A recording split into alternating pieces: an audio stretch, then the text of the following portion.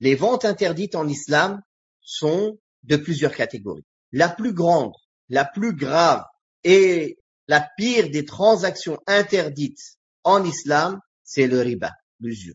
Donc la première catégorie des ventes interdites est l'usure, riba.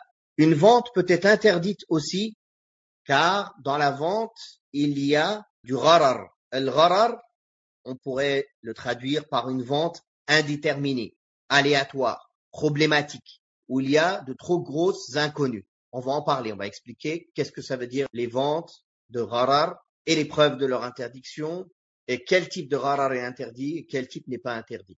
Il y a des ventes qui sont interdites car dans la vente, il y a de la tromperie ou une nuisance. Il y a d'autres ventes qui sont interdites car la chose qui est vendue est elle-même interdite, est elle-même interdite ou impure.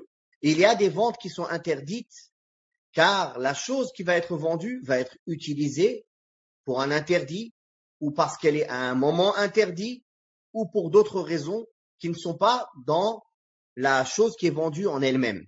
Et aussi, il y a des effets liés aux ventes interdites, c'est-à-dire que ces ventes sont caduques ou bien corrompues. Donc, les effets de ces ventes interdites, c'est quoi?